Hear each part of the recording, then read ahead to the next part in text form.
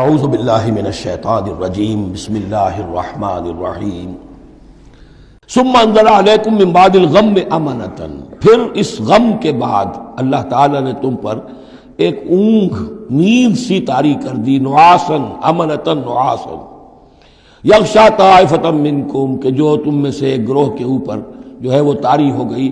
اور یہ نیند جو آتی ہے یہ اطمینان قلب کا مظہر ہوتی ہے، کہ جیسے اب سب کچھ انسان نے بھلا دیا اور یہ کہ ایک اس کی کیفیت جو ہے ہو گئی ہے، تو یہ اللہ کی رحمت کے طور پر ہوا۔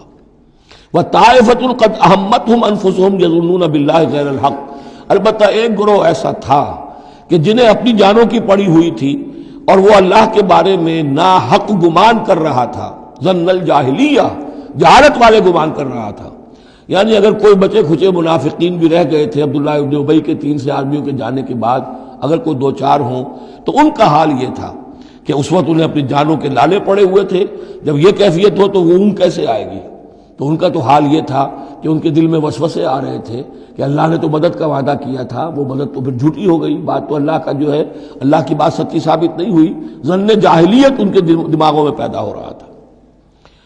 وَطَائِفَةٌ قَدْ أَهَمَّتْهُمْ أَنفُسُهُمْ، انہیں اپنی جانوں کے لالے پڑ گئے، يَظُنُّونَ بِاللَّهِ غَيْرَ الْحَقِّ ظَنَّ الْجَاهِلِيَّةِ، وہ اللہ کے بارے میں گمان کر رہے تھے ناحق، کیونکہ جاہلیت کا ظن تھا۔ يَقُولُونَ هَلْ لَنَا مِنَ الْأَمْرِ مِنْ شَيْءٍ، اور وہ کہہ رہے تھے کہ ہمارے لیے بھی کوئی اختیار میں حصہ ہے یا نہیں۔ ہو سکتا ہے یہ وہ لوگ ہوں جنہوں نے اس وقت بھی مشورہ دیا تھا کہ جیسے حضور کی رائے تھی کہ مدینے کے اندر ہی محصور رہ کر جنگ کی جائے، ہماری بات نہیں مانی گئی تو ہمارا بھی کوئی اختیار ہے کہ نہیں، ساری بات محمد کی چلے گی صلی اللہ علیہ وسلم۔ یہ بھی جماعتی زندگی میں ہوتا ہے، انسان جو ہے پسند نہیں کرتا، ہر شخص چاہتا ہے میری بات بھی ہو، میری بات کو بھی مانا جائے، میری رائے جو ہے وہ بھی چلے۔ آخر ہم سب اپنے امیر کی رائے ہی مانتے رہیں، کیسے ہوگا؟ تو حل لنا من الامر من شیء، وہ ہمارے بھی اختیار میں کچھ ہے یا نہیں، ہمارا بھی کوئی اختیار ہے کہ نہیں۔ قل، کہہ دیجئے، ان الامر کلہ للہ، امر اور اختیار تو کل کا کل اللہ کے لیے ہے۔ یخفون فی انفسہم ما لم یبدون لک، اے نبی یہ اپنے دل میں وہ بات چھپا رہے ہیں ما لا یبدون لک، جو آپ پر ظاہر نہیں کر رہے۔ ان کے دل میں کیا ہے اب اللہ کھول کر بتا رہا ہے۔ یقولون لو کان لنا من الامر شیء، یہ کہہ رہے ہیں کہ اگر ہمارا اختیار چلتا، ہماری رائے مانی جاتی، ہمارے مشورے پر عمل ہوتا، ما قتلنا ہا ہونا، تو ہم یہاں قتل نہ ہوتے، یعنی ہمارے اتنے لوگ یہاں پر شہید نہ ہوتے۔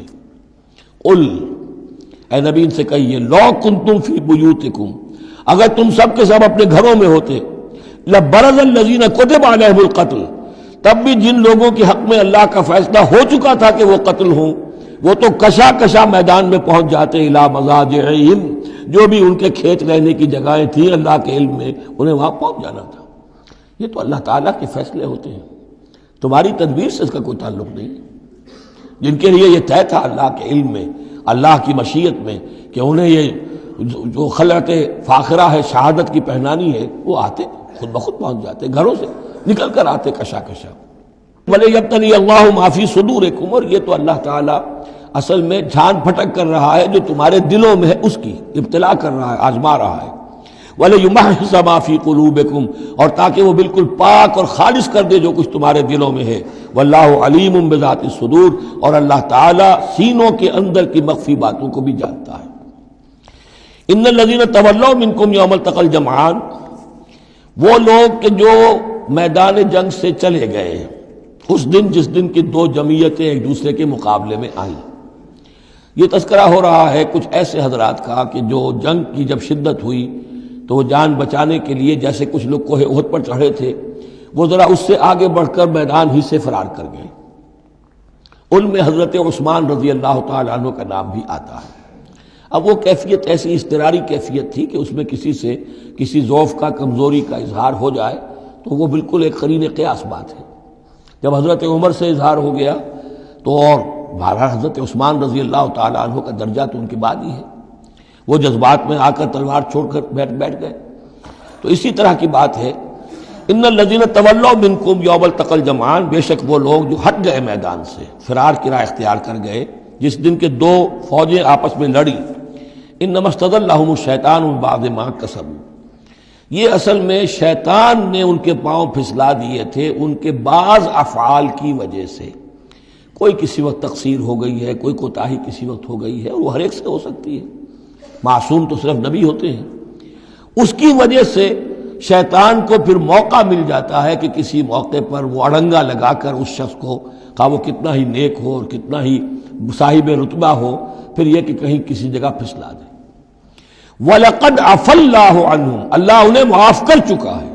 یہ الفاظ بہت اہم ہیں، اس لیے کہ اہل تشیع نے اس چیز کو بہت اچھالا ہے. حضرت عثمان کی جو ہے وہ توہین کرتے ہیں اور ان کے اوپر تنقید کرتے ہیں کہ یہ تو بھاگ گئے تھے میدان جنگ سے پیٹ دکھا کر.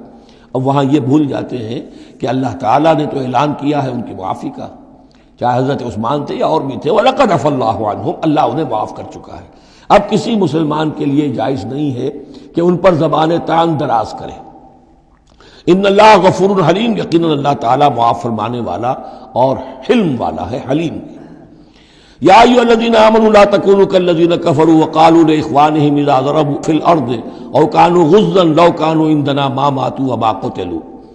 اہل ایمان تم ان لوگوں کے مانند نہ ہو جاؤ جنہوں نے کفر کیا اور جنہوں نے اپنے بھائیوں کے بارے میں کہا جبکہ وہ تھے زمین میں سفر پر نکلے ہوئے یا کسی جہاد میں شریک تھے، اگر وہاں وہ ان کا انتقال ہو گیا، لو کانوا عندنا ما ماتوا وما قتلوا، کہ اگر ہمارے پاس ہوتے تو نہ مرتے نہ قتل ہوتے. ہر شخص کی موت کا وقت تو معین ہے. تمہارے جیب میں، تمہاری گود میں بیٹھے ہوئے ہوں تب بھی موت آ جائے گی، چاہے وہ کہیں بڑے ہی مضبوط پہروں والے قلعوں میں ہو، موت تو وہاں بھی پہنچ جائے گی. تو تم ان لوگوں کی طرح کی باتیں نہ کرو، یہ تو کافروں کی طرز کی باتیں ہیں. اگر ہمارے پاس ہوتے، اگر جنگ میں نہ جاتے تو بچ جاتے، یوں ہو جاتا تو یوں ہو جاتا. یہ ساری باتیں در حقیقت جیسے ایک حدیث میں آتا ہے، حضور نے فرمایا ان کلمۃ لو تفتح عمل الشیطان. یہ لو، کاش یوں ہو جاتا، کاش ایسے ہو جاتا تو یوں ہو جاتا، یہاں سے اس کلمے ہی سے شیطان کا عمل شروع ہو جاتا ہے.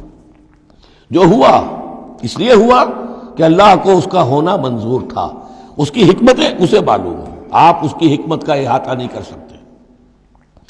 یا ایھا الذین آمنوا لا تکونوا کالذین کفروا وقالوا لاخوانہم اذا ضربوا فی الارض او کانوا غزا لو کانوا عندنا ما ماتوا وما قتلوا لیجعل اللہ ذلک حسرۃ فی قلوبہم. یہ تو اللہ تعالیٰ ان کے دلوں میں حسرت کی آگ جلا دیتا ہے، یہ بھی گویا کہ ان کے کفر کی سزا ہے. واللہ یحیی ویمیت، اور دیکھو اللہ زندہ رکھتا ہے اور وہی موت وارد کرتا ہے. واللہ بما تعملون بصیر، اور جو کچھ تم کر رہے ہو اللہ اسے دیکھ رہا ہے. وَلَئِن قُتِلْتُمْ فِي سَبِيلِ اللَّهِ، اگر تم اللہ کی راہ میں قتل ہو جاؤ، او متم، یا تمہارا ویسے ہی انتقال ہو جائے، موت آ جائے، او متم لَمَغْفِرَةٌ مِّنَ اللَّهِ وَرَحْمَةٌ خَيْرٌ مِّمَّا يَجْمَعُونَ، تو چاہے اللہ کی راہ میں قتل ہو جاؤ یا ویسے موت آ جائے، اللہ تعالیٰ کی طرف سے جو مغفرت تمہیں ملے گی وہ اور رحمت ملے گی وہ کہیں بہتر ہے ان چیزوں سے جو تم جمع کر رہے ہو. اور 10 سال جی لیتے تو کیا کر لیتے، اور کچھ جمع کر لیتے. اللہ تعالیٰ نے شہادت کی موت دے دی، اس سے بڑی اور تمہارے لیے شہادت کون سی ہوگی.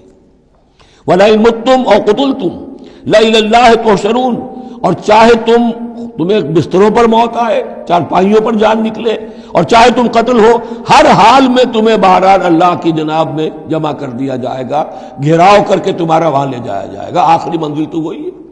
فرق کیا ہے کہ بستر پر پڑے ہوئے دم توڑ رہے ہیں یا یہ کہ میدان جنگ کے اندر شہید ہو گئے.